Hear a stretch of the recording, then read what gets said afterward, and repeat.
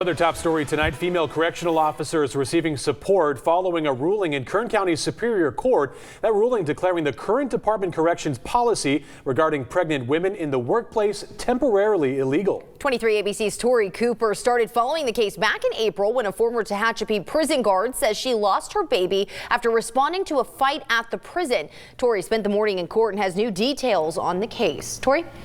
Jessica, when Sarah Kugel told CDCR she was pregnant back in February, she was denied options for light duty.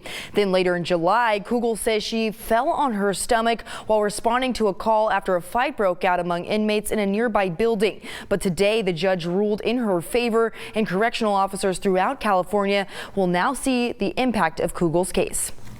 In September of last year, former Tehachapi prison guard Sarah Kugel received news from her doctor that would change the rest of her life. I woke up with excruciating pain and ended up going to the hospital, and they immediately told me that the baby's heartbeat was not there. The baby was gone. In an interview with 23 ABC back in April of 2018, Kugel says she fell on her stomach while responding to a call after a fight broke out among inmates in a nearby building at the Tehachapi State Prison, California Department of Corrections and Rehabilitation Facility in 2017. Kugel says the CDCR refused to grant her options for light duty, which could have helped her avoid the fall. And her attorney says she was left with few choices. It's important to remember the one option she wasn't given, which CDCR provided prior to 2015, and that was that she was not given the option of light duty.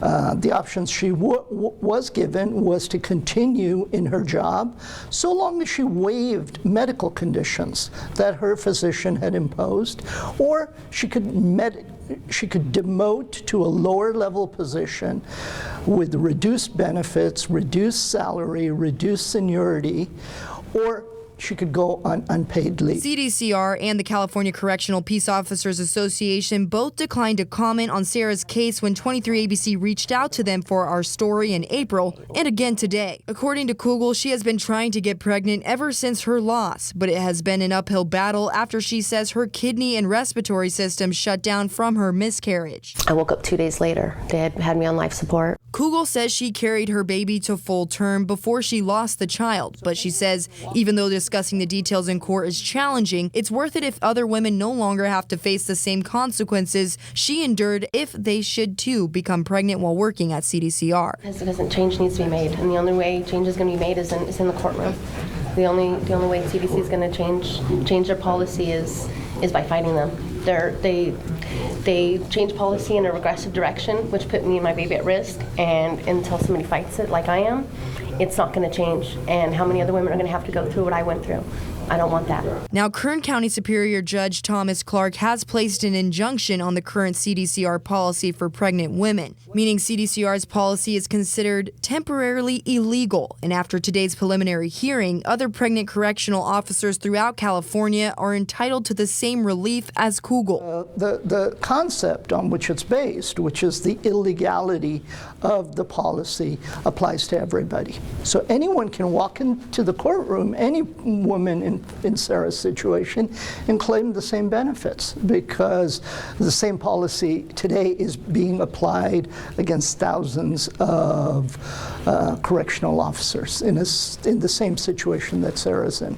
In September of 2019, Kugel's case will go to trial, where she will fight for medical compensation for the injuries she sustained while losing her baby. And even though there is an injunction on the current policy, Kugel's lawyer believes that after her trial, the CDCR's policy will become permanently illegal. We don't see any reason why the judge is going to reverse its decision, and the preliminary injunction will become a permanent injunction. Now, we will continue to follow this case to trial and bring you new details as we learn more on our website, turn23.com. And make sure you tune in at 7 to find out more about the protections in place for local first responders and law enforcement officials. I'm Tori Cooper for 23 ABC.